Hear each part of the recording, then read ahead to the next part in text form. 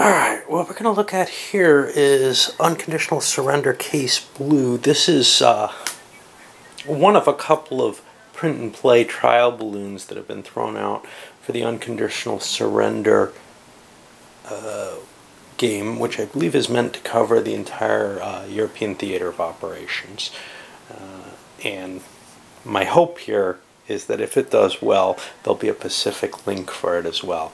Because this is something that there are far too few games of, in my opinion. It's not the Case Blue side, but the full scope of the game, which is a very high-level strategic coverage of World War II. The only game that I can really compare it with in terms of concept, now, I haven't played either. I've only looked at the full game being play tested and demoed at Consum Expo, is Hitler's War. And Hitler's War is a very flawed game in some ways. It doesn't, I don't know, it doesn't really give the right feel to me of making the military decisions so much as making maybe too many of these weird technological strategic decisions, and the actual military kind of feels a little fake and forced. What I'm hoping here is that we have something that allows some of those same strategic directives, but handles the operational side, although at a higher level than operational games would, in a somewhat more believable fashion, where I don't know. We'll see about the factors there when we look at Hitler's War someday. But I want to take a look at this. Now, the first thing, there are some issues that I've immediately noticed. One of them is my counter sheet. Sal Vasta was kind enough to send me a print and play version because I honestly just don't have the time, the resources, the materials available to put together print and plays.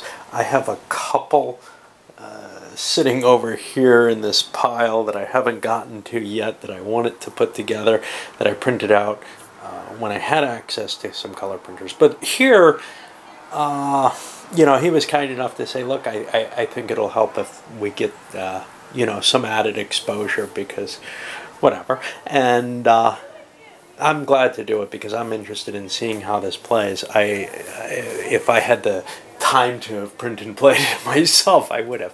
Anyway, I've set up so the issue here with it is, one, the counter sheet, well, the counters that I have seem to be missing a couple of pieces when I look to the setup sheet. Now, one of them is the 5th Shock Army, which, you know, I don't know if it got lost in the mail or if I lost it in some, probably the latter, in some of shiftings and whatever, because I was planning on clipping it. I poured it into a counter cup, then poured it into a bag, and these are tiny little, you know, homemade counters that maybe were a little harder to keep a handle on. But on the other hand, maybe the post office lost it for me because my envelope was a little ripped, and I don't know if, you know, maybe something had fallen out of the baggie.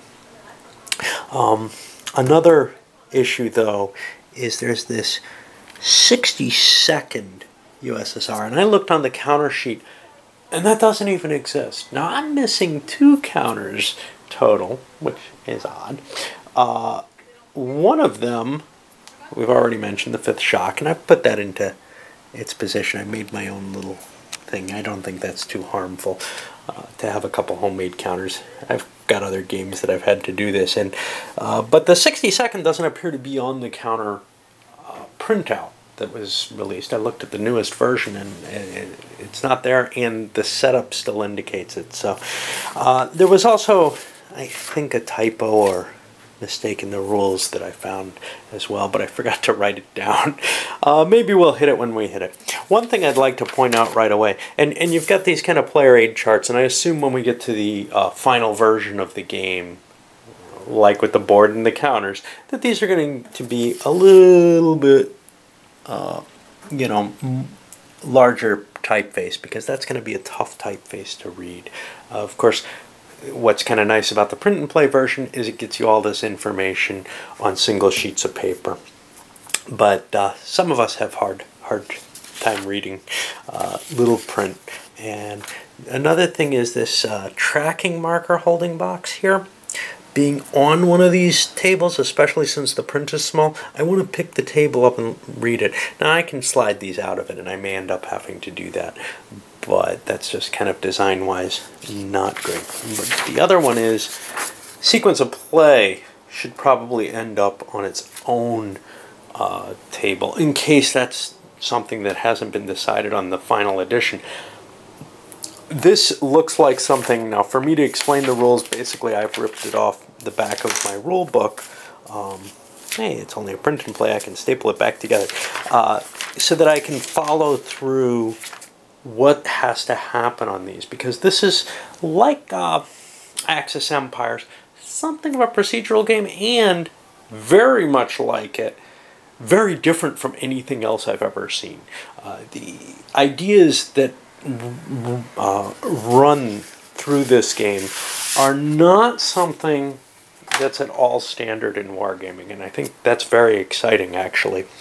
But it does make it more difficult, and I really do want the sequence of play and the rule book that I can look at both, look up what I'm going to see. So let's take a look at what is so interesting in these rules. Well, first of all, let's take a quick look at what victory conditions are, just so we know. So we've got a tiny little segment of Russia here, on a very, well, huge segment of Russia on a tiny little map. Let's see what we got here. Yeah. Okay, maybe I need more table. I thought, wow, so cool, I can do a tiny map, but, you know, the rules still take up some room. All right.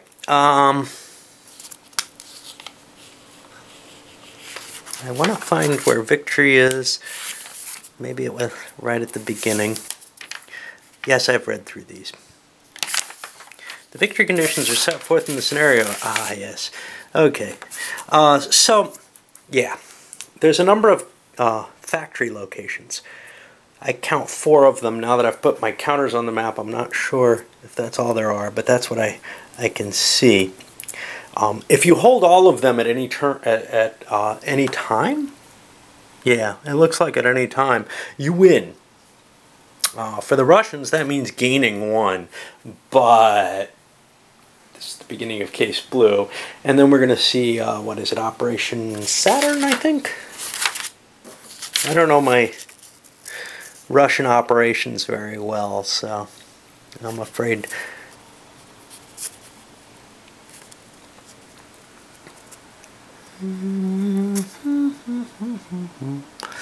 Oh, I don't know.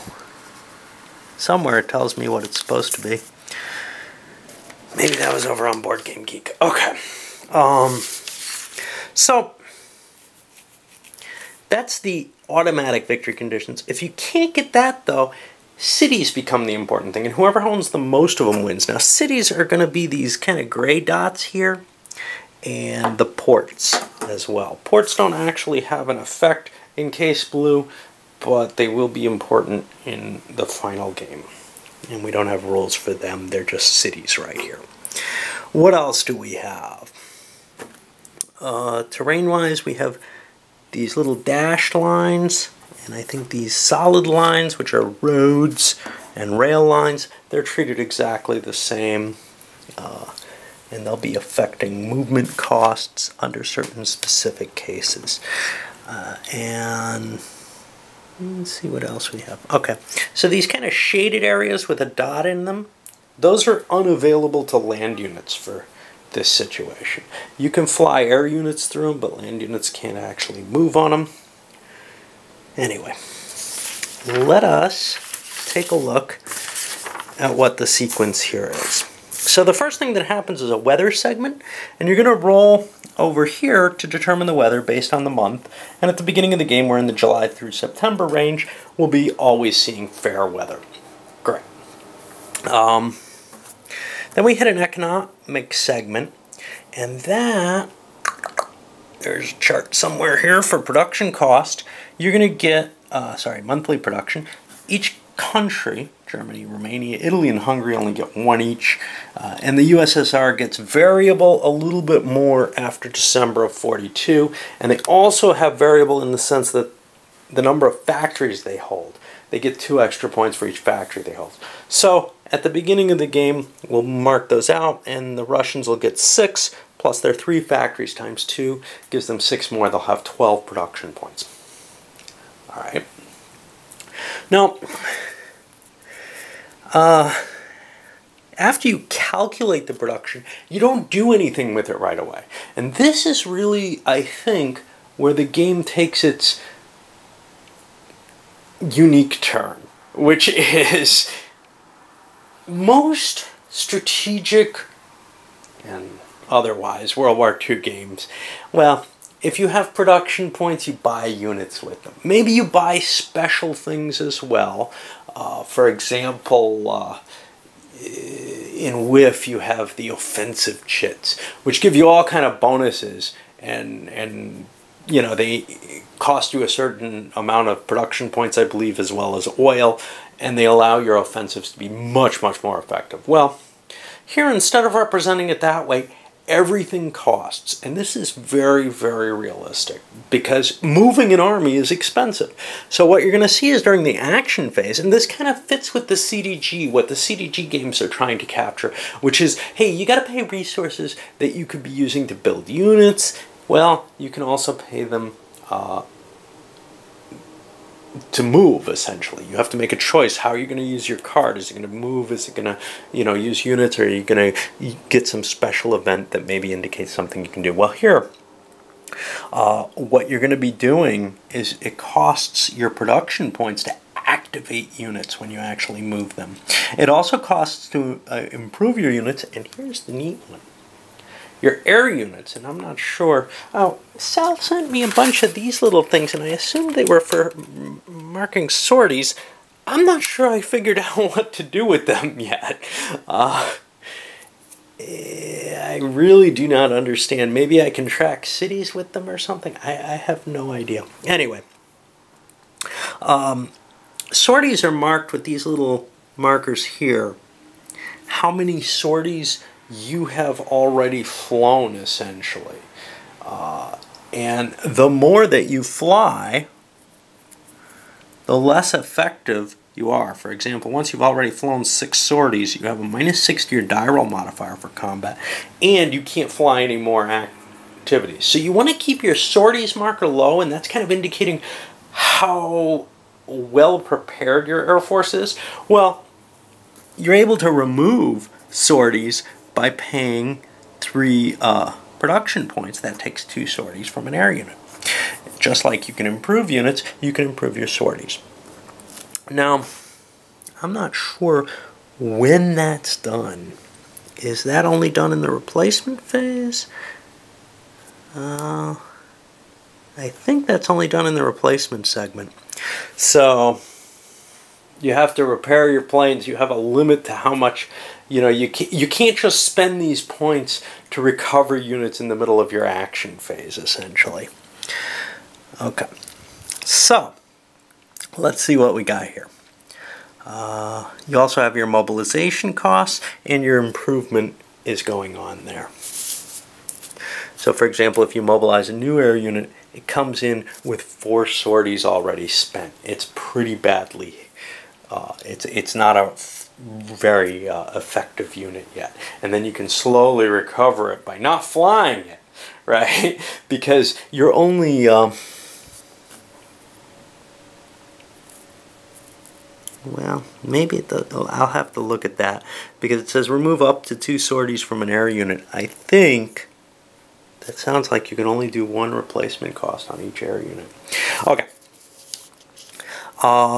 So that's where you get your points, but you don't get to spend them. Now you enter an operations phase. And here's the thing. Each player takes each phase one after the other. So I believe the Axis goes first. So the Axis will do its weather segment. Well, there's only one weather segment. But then both sides do their economy segment, calculate the production points. Then both sides will do their operation segment. Now this is the meat of the game, right? And this is a little weird. You have multiple different choices for activations here. So the Soviets can put their partisan marker in a hex containing an enemy ground unit. Now they have to have a partisan event in play, and that comes in later. I don't know where I've got it here. Well, it's kind of hard to see. I think it's down here. I've got it set up for the historical, and that's what I'm going to do. I can't see. Oh, that's it? No. Oh, there it is. There it is. Yeah. Okay. And that's going to give a penalty. Well, it remains there until the Soviet player is done with his operations phase, and it provides a defensive penalty to the German player. Air action phase, you can take one of your actions to do air action. Generally, you'd probably want to do the partisan early before you attack a hex. With the air action, you're going to activate a unit. Let's see how this works. I read these rules, and yes, we're fighting through them together basically here, because this is a new concept to me. 4.3 air action. So you're allowed to move your plane. You must. Oh, this is where I think there's an error. So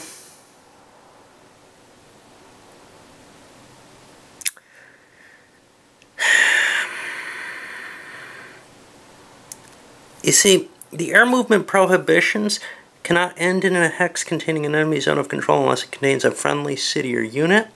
Cannot end in an enemy city or partisan's marker. I don't think you can end in an enemy unit either, because this is really where you're basing the airplane.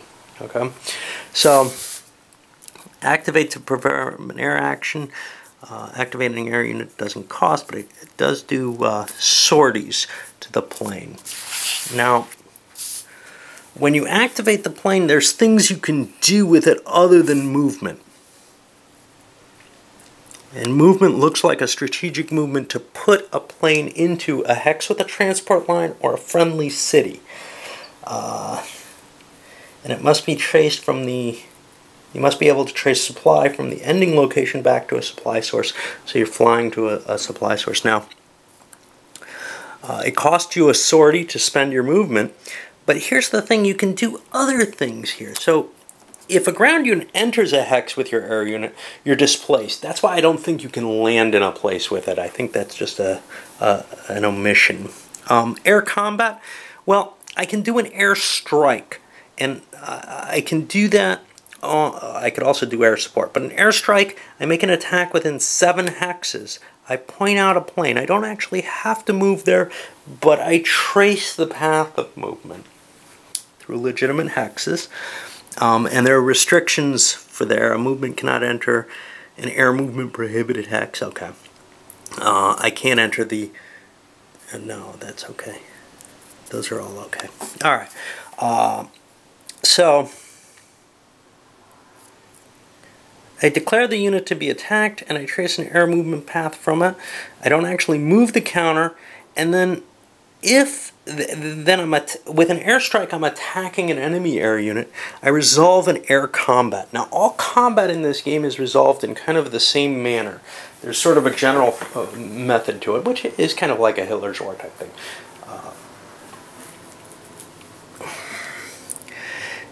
In air support, I'm flying, and I can only go within 5 hexes, and I get an air support ground combat DRM.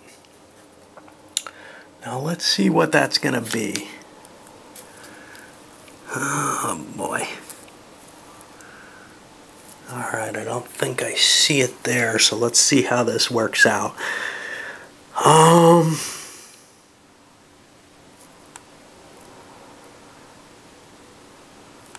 Okay, you spend a sortie. Yeah. I resolve the air combat first to determine the sorties added to each air unit. Yeah, so there might be an air combat if the opponent is doing air support.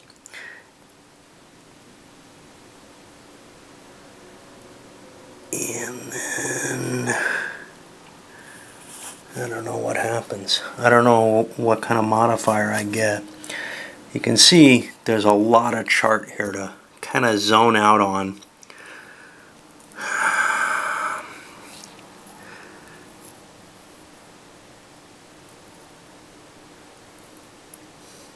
Okay, so here's your air supports, +2 if it's fair weather, +1 if it's poor weather.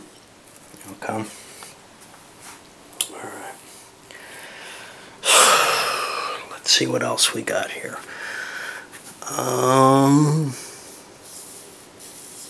Ground actions, just activating the units, cost points. And now, movement, there's no movement allowance or combat values on these units. Movement allowance is going to be 8 movement points for a leg unit and 10 movement points for a non-leg unit, essentially. Basically, if it's armor or motorized, it counts as non-leg. And after you activate, you pay the movement point costs, which are listed here. Now, here's the thing.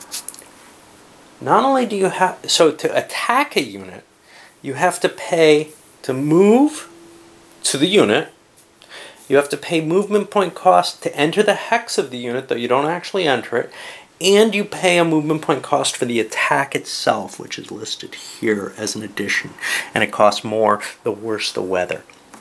Okay. And now, after you do that, you have choices of kinds of attack here. But we'll get to that in a bit. We have this choice between mobile and an assault attack. A mobile attack, I don't know what the restriction on them is.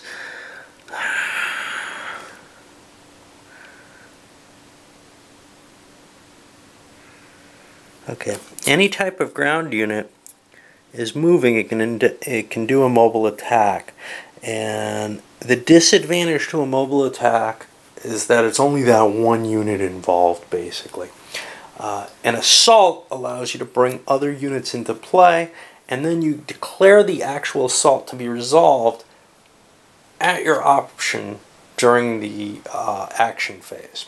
And you got these little markers, which you'll use to say, he's assaulting him. Alright. For movement, zones of control have some certain movement prohibitions. For example, you can't enter a friendly hex with an enemy zone of control, because stacking in this game is basically one ground unit and one air unit. And you can't move directly from enemy zone of control to enemy zone of control if it's by the same unit. You can move from an enemy zone of control to an enemy zone of control of another unit, interestingly enough. That makes him kind of tacky, but not as sticky as most games. And you can indeed move out of a zone of control and then back into the same unit's zone of control. Now, when you enter a zone of control, though, you have to do one of the following. You have to either end your activation, or you may declare an assault using the marker, which you can resolve later, or you can resolve immediately a mobile attack. You can do this even if you've done other mobile attacks, but remember, you got to have all the movement points to make any kind of attack. Okay. Transport lines, they just count as clear terrain, but you can't use them when attacking. You can't charge up on a railway. This isn't the Russian Civil War, I guess. No armored trains. So combat itself, I'll tell you what, we're going to cut the video and combine them so that we can go into the combat system. Okay, so for combat itself, what do we have here? We're going to follow the combat resolution sequence. Apply the combat result as per the player aid sheet's ground combat results table, which is going to be over here. What the effects are. Now we ought to have an air combat table and some kind of air combat results table, I would assume.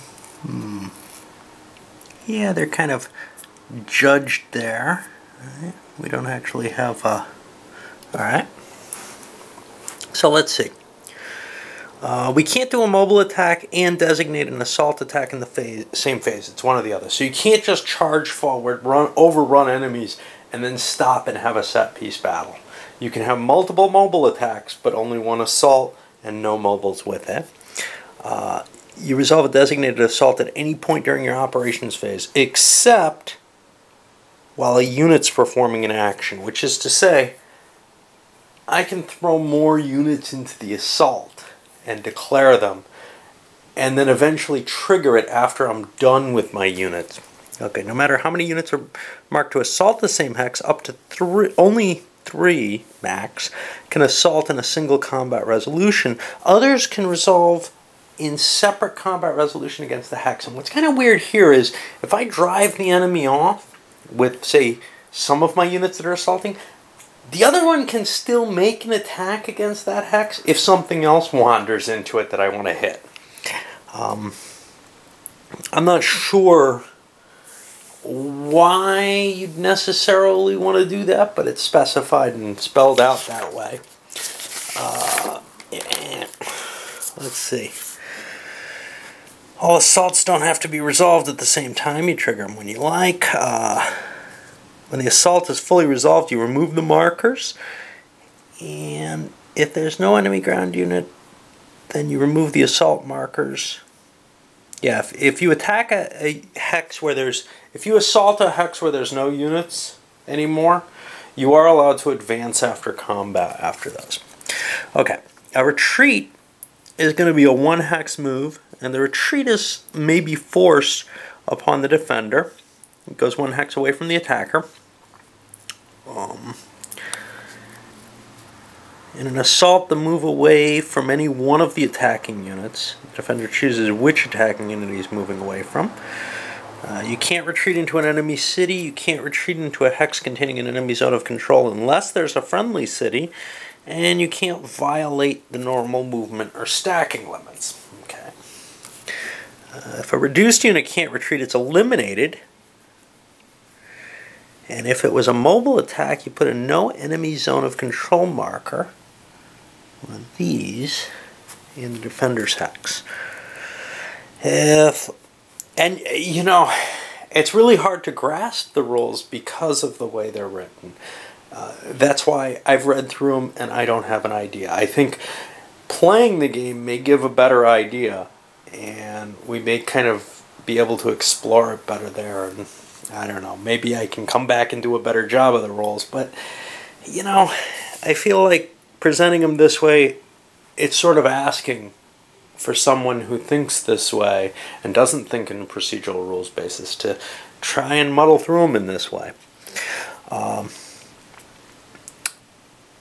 If a reduced unit cannot retreat, eliminate it. Yeah. If a full-strength field unit cannot retreat, you leave it in its hex and it's reduced, and the combat is over. So it just takes a step loss from there. If a ground unit's eliminated, it's put in its faction cards eliminated box over here. If it's eliminated in a mobile attack, you put a no enemy zone of control marker in the defender's hex. We don't know what those markers do, right? And that's one of the problems with this kind of rule set is it tells you what steps to do throughout, but it never really gives you an idea of what's going on. And for me, that's tough to absorb. However, I think there's an interest, like with Axis Empires, I think there's a very interesting game here. You just have to dig through this style of rules, and maybe it works for some people. It doesn't work well for me, unfortunately. If a defender is eliminated, yeah. Therefore, only the currently activated unit can take advantage. Okay, so the currently activated unit is able to ignore enemy zones of control in that hex, I guess. We'll see. That's what it kind of is implying. Okay. Defending ground unit retreats out of the hex or is eliminated. The attacking unit may enter the vacated hex at that time. The advancing unit ignores all enemy zones of control as it enters the vacated hex. Once it's in that hex, enemy zones of control apply. So far we don't see what these do yet, right?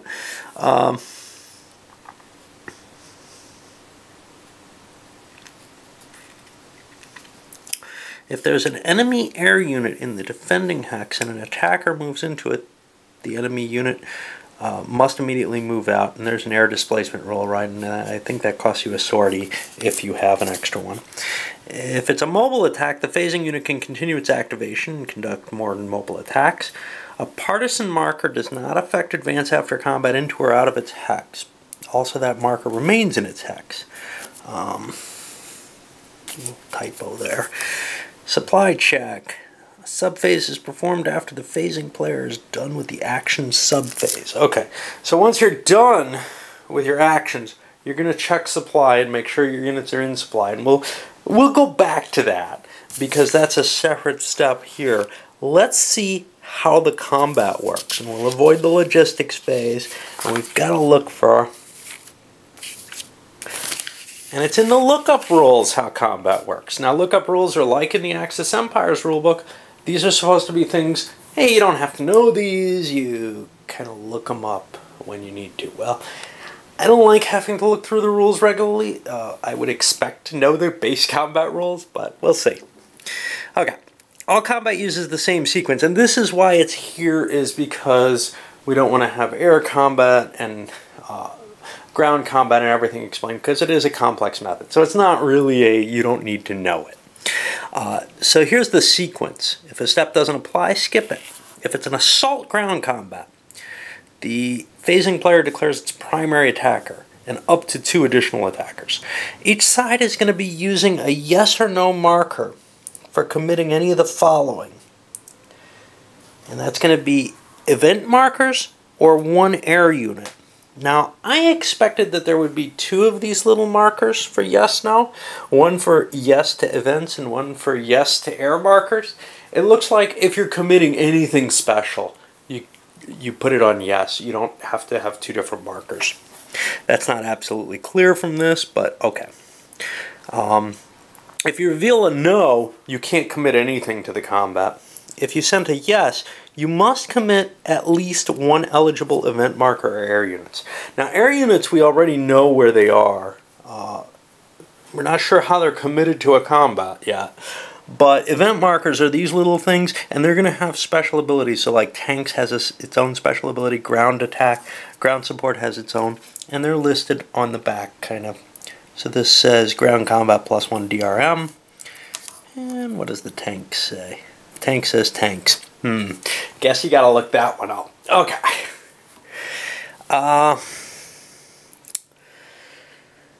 So, if it's a ground combat and both sides committed an air unit, you conduct an air combat to determine which side gets the air support ground combat DRM. Now we know what the DRM is. That's gonna be over here. The +2 or +1, I guess, along with all these other modifiers in tiny print. But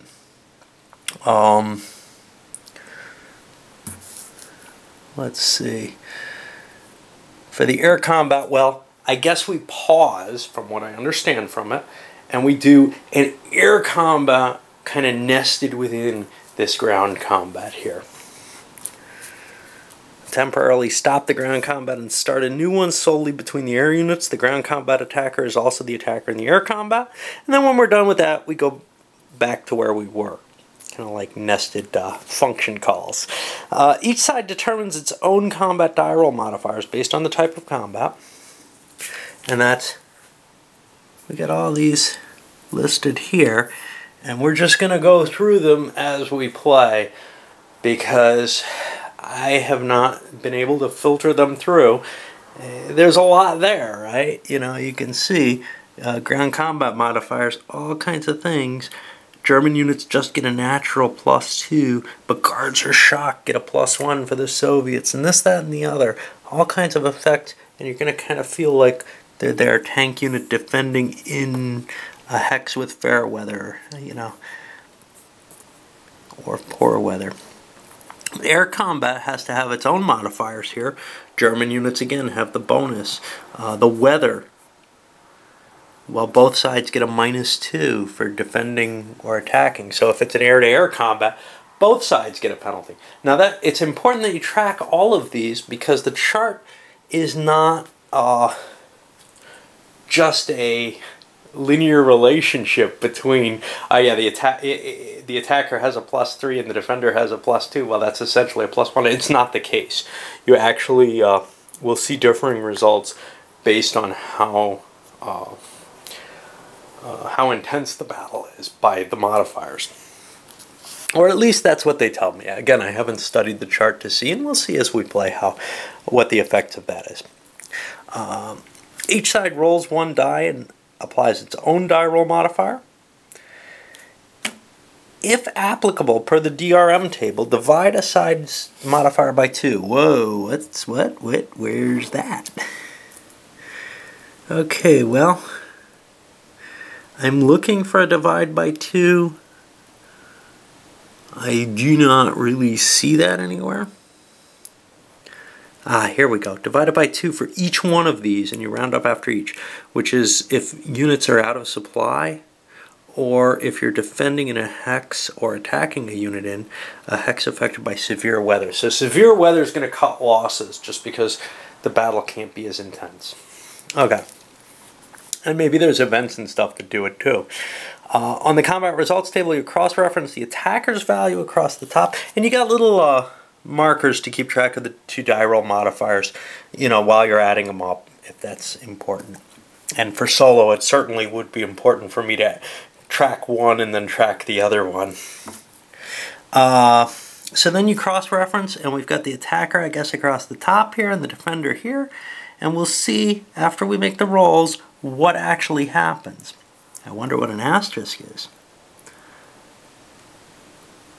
Well, we can see what it is here. Here it's no effect unless the unmodified natural rolls were 1 and 6. Ooh.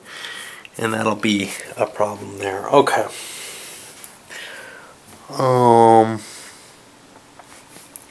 Special cases. For an assault die roll modifier, it's based on the primary attacker. Each additional attacker adds to the primary attacker's DRM.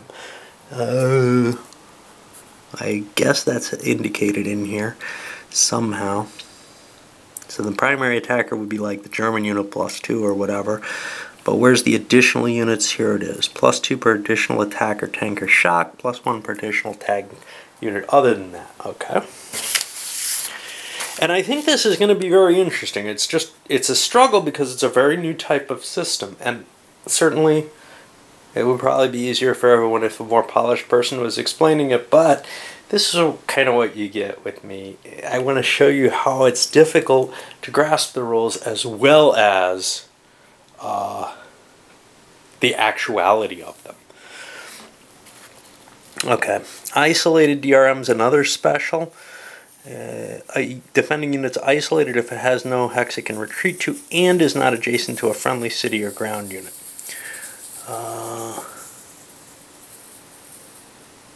A city or ground unit cannot be used to avoid. Yeah, what happens if you're isolated though?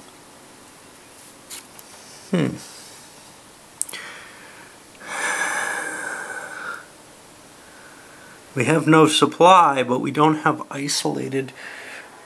We're going to have to look through this list and see. There we go. Attacking an isolated defender gives you a bonus. Great.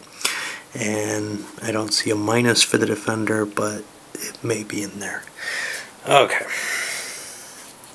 So event markers, if they've been played, will perhaps modify the attack somehow. And we can look at that. Like, let's see, tank units. That's not tank event.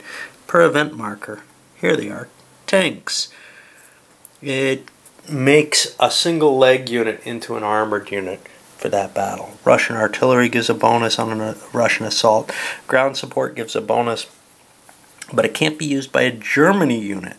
I didn't realize that. And then the penalty for dealing with partisans in your hex when you're being attacked. Oh, and now we've got specifics here. on these, which more or less is explained well enough in there. Tracking markers available, may be available to use at the start of a scenario or become available. I don't know what a tracking marker is. Are those these? Maybe. I don't have any of them. There's a tracking marker box. I've been putting all my markers in there not knowing what they were. A tracking marker may be available. It may become available later.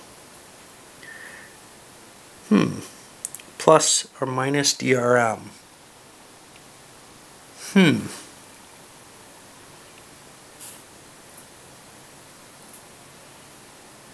That I would assume is the sorties, actually. I'm not sure I see any others. I think these are indeed the tracking markers, but I'm not sure. I don't see that they'd become available. Okay, well, let's keep trying to press through because we don't understand this. A unit's designated to assault the enemy ground unit has an assault marker. It's removed once the assault has taken place. Yeah, that's fine. Access control. Okay. Movement allowance used. Okay, so there's a little movement chart. The unit that you're moving, you keep track of that way. I'm not sure why these are available to use at the start of the scenario or may become available due to an event. That strikes me as weird. Okay. A defending unit was eliminated in a mobile attack. No enemy zone of control is exerted into that hex, but it's removed at the end of that phasing unit. So you get kind of a breakthrough when you're doing a mobile attack. Alright. The production markers, those are these guys here tracking the number. None of these seem supply low. It's marking your supply, the turn, the weather conditions. Great. Okay, we have the effect of the weather, which we can look at here. I need to sit down. I'm having trouble going through this. It costs 2 movement points to initiate a ground combat against a unit defending in poor or severe conditions. A ground unit has a combat minus 2 DRM in poor. Tank and air support get +1 in poor. Air unit has. These are all kind of in there except for the movement cost, which is covered up here instead. All sort of stuff that you can look up on the charts as you need them. So we've kind of covered all that. A modified combat result is divided by 2 if defending in severe. Yes, no are the decisions. Glossary here that. Okay. And then we have some tactical tips, which we'll strike at if we end up with more time. But here's what we've missed.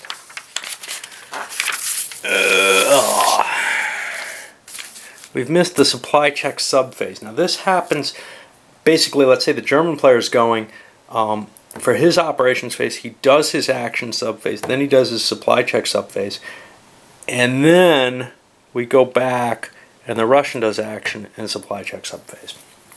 Okay, so let's see how the supplies work. It's going to be here. Check supplies for each friendly unit in the map by checking to see if it can trace a supply line. 3 supply states, full, low, and no. Otherwise it's unsupplied. It's full or low or not. Okay. Maintains that state until the next turn supply check. If the unit traces a supply line to a supply source, it has a full supply state. Great. Now you have a choice not to supply a unit. I don't know why you'd want to do that.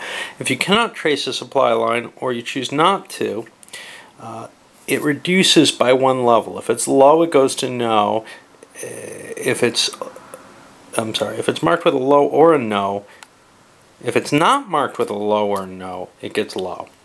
If it's marked with low, it flips over to no supply if it fails to trace. If it's marked with no supply, it stays that way. Now, The effect is a -2 DRM for low supply, reduced movement allowance, which is halved. You cannot improve the unit during replacements. You reduce it over in the no supply segment, which comes after both players' operations, and you may voluntarily eliminate it. No supply causes your die rolls in combat to be rounded, to be divided in half. The Axis supplies is going to be friendly transport hexes on the west edge of the map. The USSR is any friendly city or transport line on the northeast or south. Okay. The supply line is probably pretty normal. Ground movement going through a transport or friendly supply, trace supply, trace ground movement to a hex containing transport or friendly supply source. For the checking unit, the hex traced to must be within 2 hexes of the unit. The first 2 hexes did not contain a friendly supply source. You continue tracing along the supply path, the transport line back to a source. You cannot trace it into a hex containing an enemy city, unit, or zone of control. You cannot violate the movement prohibitions on your supply trace, but you ignore stacking and enemy zones of control in friendly cities or ground units. So you can trace through your own units even though you couldn't move through them normally, for example. And we've got the unsupplied attrition. That's what we've already described. Units are reduced, they get killed and into the eliminated. If they're full strength, they get reduced. If they're an air unit, it gets destroyed into the eliminated after losing its sorties. And voluntary elimination works similarly. During the replacement segment here, you can spend your production points to replace units' strength over following the production costs, I guess. And you can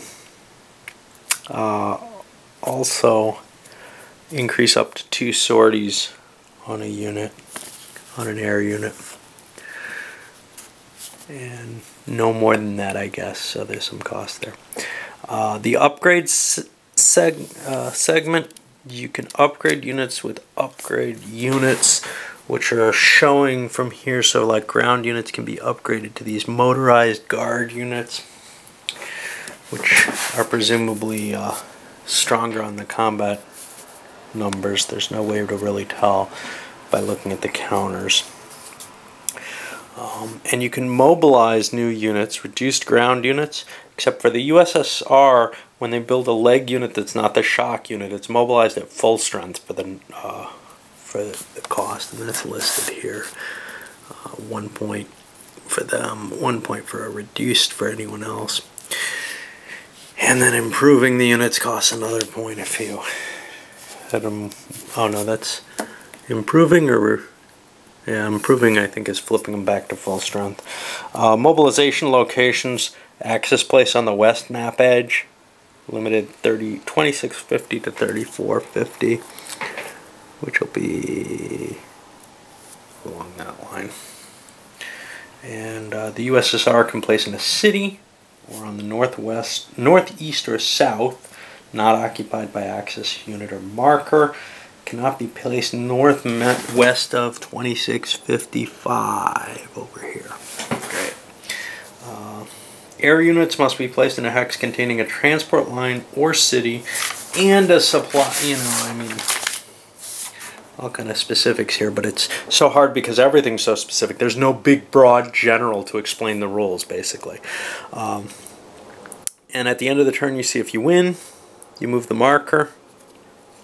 And let's take a look, see if there's anything here in the scenario. Reinforcements. So here in the reinforcements, I've set up the historical game, which tracks the reinforcements at specific times. I don't want to worry about how the variable reinforcements work, but there is a rule that allows you to kind of roll to see when units come in, and it looks like it's divided by 2 for that many turns or something.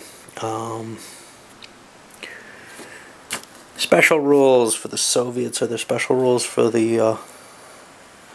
yeah, I don't see any there. Special rules for the Soviets. Conditional.